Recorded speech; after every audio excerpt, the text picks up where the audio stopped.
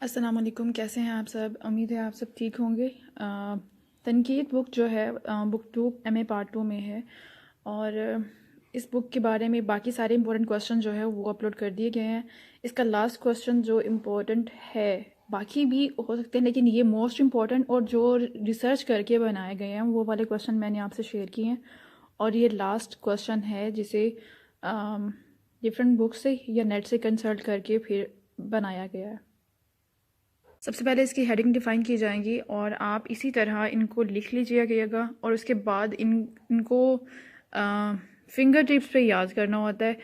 جب آپ کو یہ یاد رہ جائیں گے اور اس طرح آپ فرسٹ پیج پہ اگر آپ دیتے ہیں اس طرح ہیڈنگ، تو اچھا امپریشن پڑتا ہے کہ ہاں یہ آپ کو کوسچن بہت اچھا آپ اٹیمپٹ بھی کر سکتے ہو، اور بعد میں آپ کو سوچنے کا موقع بھی نہیں ملتا ہے اگر آپ اس طرح پہلے لکھ لیتے ہیں۔ تو یہ اس کی 18 ہیڈنگز ہیں، انہیں ہم پڑھتے ہیں۔ تنقید اور تنقید کے فرائض، نکات کے فرائض۔ تنقید اور نکات کے فرائض: تنقید، تنقید کی تعریف، تنقید کی ضرورت اہمیت۔ نکات کے فرائض ہے: تخلیق کار کی زندگی کا مطالعہ، تخلیق کار کی اصلاح، ادب پارے کی تفہیم، ادب کا مطالعہ، تعصب اور ذاتی پسند و ناپسند سے بالاتر، تعمیری مقصد، خوبیوں اور خامیوں کا تذکرہ، جدید اصولوں کی روشنی میں پرانے شاعروں کا مقام متعین کرنا، جاذبیت سے گریز، مبالغہ رائی سے گریز، تخلیقی رمز سے واقفیت، علمی، ادبی اور معاشرتی قدروں سے آگاہی۔ کلیئر نہیں ہو رہا ہے۔ مختلف تنقیدی داستانوں کا مطالعہ، سازگار فضا تیار کرنا۔ یہ سارے اس کے پوائنٹ ہیں۔ سب سے پہلے دیکھتے ہیں تنقید اور نکات کے فرائض۔ تنقید کیا ہے؟ اس میں تنقید اور شعر و ادب کا آپس میں اتنا گہرا رشتہ ہے کہ ایک کے بغیر دوسرے کا تصور بھی نہیں کیا جا سکتا۔ پہلے ادب وجود میں آتا ہے، پھر اس سے پرکھنے کے لیے تنقید۔ یوں سمجھ لیجئے کہ پہلے شاعر شعر کہتا ہے، افسانہ نگار افسانہ لکھتا ہے، پھر قاری پڑھنے والا اسے پڑھتا ہے، اور ان پڑھنے والوں میں سے ایسے بھی ہوتے ہیں جن میں کسی فن پارے کو سمجھنے اور سراہنے کی زیادہ صلاحیت ہوتی ہے، اور غور و فکر کر کے اس کے معنی کو اوروں سے زیادہ اچھی طرح سمجھ لیتے ہیں۔ ان میں یہ لیاقت بھی ہوتی ہے کہ وہ جو کچھ انہوں نے سمجھا ہے اسے دوسروں کو بھی سمجھا سکیں۔ یہی تنقید نگار کہلاتے ہیں، اور شعر و ادب کے فروغ میں اہم رول ادا کرتے ہیں۔ تنقید کی تعریف۔ تنقید عربی زبان کا لفظ ہے جو نقد سے ماخوذ ہے۔ اس کے معنی کھرے اور کھوٹے کے ہیں۔ تمیز کرنا اور پرکھتا ہے۔ اچھے اور برے میں فرق کرنے کا نام تنقید ہے۔ ہر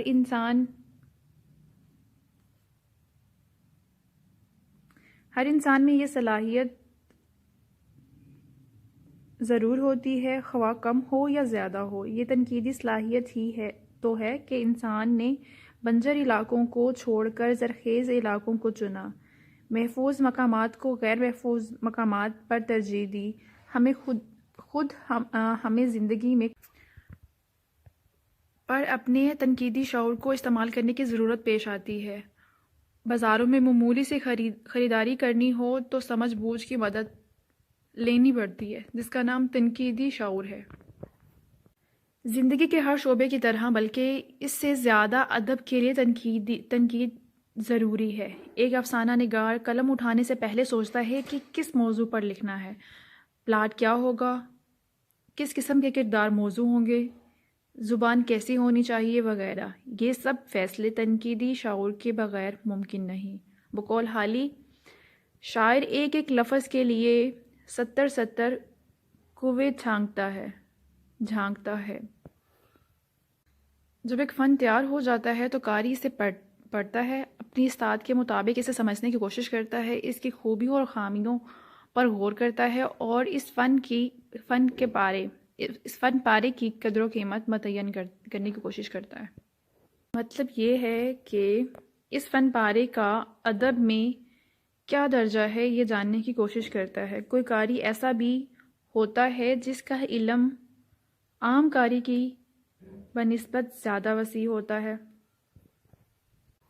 جس نے ادب کا زیادہ توجہ سے مطالعہ کر رکھا ہوتا ہے، جسے زبان بیان پر زیادہ قدرت حاصل ہوتی ہے اور وہ دلیلوں کے ساتھ اپنی پسند ناپسند کے اسباب بیان کر سکتا ہے۔ تنقید نگار مختلف زاویوں سے فن پارے کو دیکھتا اور پرکھتا ہے۔ وہ فنکار کے ذہن میں اترنے کی کوشش کرتا ہے، فنکار کے عہد اور ماحول کا جائزہ لیتا ہے، فن پارے کے وجود میں آنے کے اسباب پر غور کرتا ہے، اس کے فنی محاسن کا پتہ لگاتا ہے۔ یہ سارے نکات کے فرائض ہوں گے۔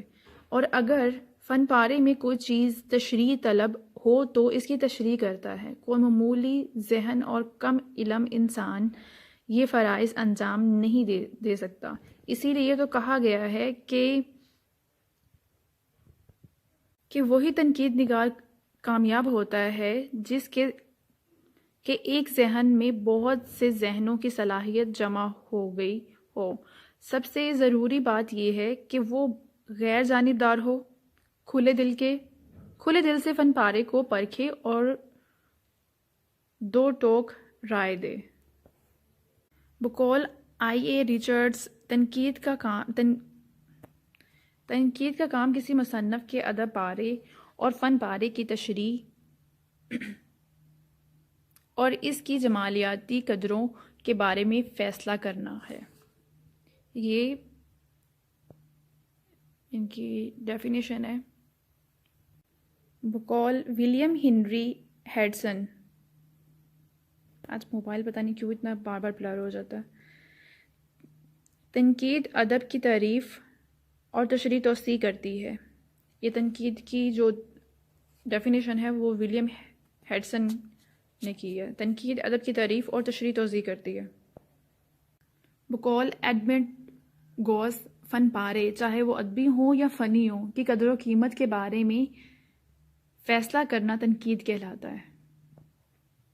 تنقید کی ضرورت ہے یا نہیں، اس کی ضرورت کو بہت سے لوگوں نے محسوس کیا، لیکن بعض علماء نے اسے ادب کے لیے غیر ضروری کہا۔ فلابر نے تنقید کو ادب کا کوڑا کہا۔ چنہوف نے اسے ایسی مکھی قرار دیا جو گھوڑے کو ہل چلانے سے روکتی ہے۔ ایمرسن نے کہا کہ جو ادب تخلیق کرنے میں ناکام رہتا ہے وہ دل کی بھڑاس نکالنے کو تنقید نگار بن بیٹھتا ہے۔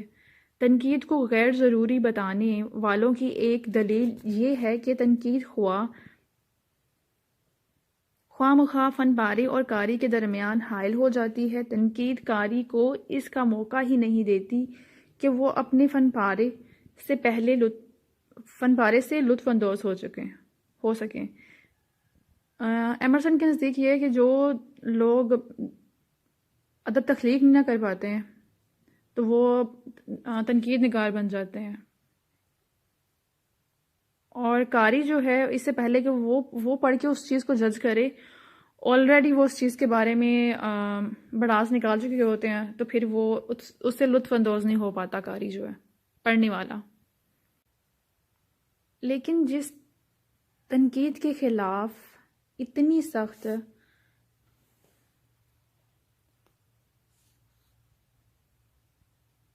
سخت رائے دی گئی وہ دراصل تنقید نہیں تنقیص ہے،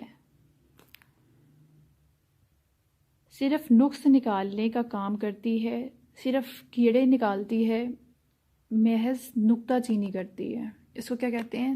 تنقیص، نقص نکالنا۔ تنقید جو ہوتا ہے وہ اس میں اچھے اور برے پہلو دونوں کے بارے میں ڈسکشن ہوتی ہے، لیکن سنجیدہ اور منصفانہ تنقید ادب کے فروغ میں مدد کرتی ہے، ادب کے مشکل حصوں کی تشریح کرتی ہے، قارئین میں ادب کا ذوق پیدا کرتی ہے۔ رچرڈسن کا کہنا ہے کہ تنقید نگار ادب کے ساتھ وہی کرتا ہے جو ایک ڈاکٹر جسم کے ساتھ کرتا ہے، یعنی کہ اس کا علاج کرتا ہے، جو اس کے ویک پوائنٹس ہوتے ہیں یا جو اس میں خامیاں ہوتی ہیں اس کو دور کرتا ہے، یا اس کے بارے میں تشریح وغیرہ کر کے اس کو ہائی لائٹ کرتا ہے۔ اب دیکھتے ہیں نکات کے فرائض کیا ہیں۔ اس میں نے پوائنٹس لکھے ہیں اور یہ پوائنٹس بہت ایزی ہیں، ان کو ڈیفائن آپ خود ڈیفائن کر سکتے ہیں، ماسٹر لیول پہ ہیں۔ نکات کے فرائض ہیں، تخلیق کار کی زندگی کا مطالعہ۔ تخلیق کار کی زندگی کا مطالعہ اس کی جو بچپن سے لے کے اس کی زندگی کیسے گزری ہے، اس کے حالات زندگی کیسے تھے، ان سب کے بارے میں ڈسکشن کی جاتی ہے۔ تخلیق کار کی اصلاح، اس کے ادب پارے میں یا اس کے فن پارے میں جہاں پہ کوئی کمی نظر آ رہی ہے کہ مشکل ورڈ زیادہ استعمال کیے گئے ہیں، اس کی تشریح کی جائے اس میں، جب آپ تنقید کر رہے ہو۔ ایک نقاد کا یہ بھی فرض ہے، اور جو اس کے چھپے ہوئے پہلو ہیں اس کی ادب پارے کے، اس کے بارے میں ڈیفائن کیا جائے۔ ادب پارے کی تفہیم، اس میں بھی وہی چیزیں آ جائیں گی، اس کے بارے میں آپ کو ڈیفائن کرنا اور تشریح وغیرہ کرنا۔ ادب کا مطالعہ، جو اس کا ادب ہے اس کے بارے میں مطالعہ کریں کہ وہ کیا حیثیت رکھتا ہے، اور ان کا جو ادب ہے وہ کتنا، اس میں اصلاحی پہلو کتنے ہیں، یہ ساری چیزیں آ جائیں گے۔ تعصب اور ذاتی پسند ناپسند سے براتر، اس میں نقاد کا یہ فرض ہوتا ہے کہ وہ اپنی ذاتی پسند اور ناپسند کو الگ رکھتے ہوئے یہ نہ دیکھے کہ اگر مجھے کوئی تخلیق کار پسند نہیں ہے تو اس کے بارے میں زیادہ نقص ہی نکالے، بلکہ اپنی پسند ناپسند کو سائڈ پہ رکھتے ہوئے اس کے اچھے پہلوؤں اور برے پہلوؤں کے بارے میں بتائے، اس کے حالات زندگی کے بارے میں۔ سب چیزیں ایسے ہی ہے کہ ہر چیز کو ڈیفائن کرنے میں کیا ہو، وہ تعصب سے کام نہ لے۔ 6.1 از تعمیری مقاصد، کہ جو نقاد ہے اس کے فن پارے کو تنقید کرنے کا مقصد یہی ہو کہ یہ جو میں تنقید کر رہا ہوں یا اس کو میں نے چوز کیا اس فن پارے کو یا ایک تخلیق کار کو، تو اس کے بارے میں اچھے اسپیکٹس جو ہیں نا وہی سامنے آئیں اور اس کے معاشرے پر اچھے اثرات ہوں، یہ ہوتا تو میری مقصد۔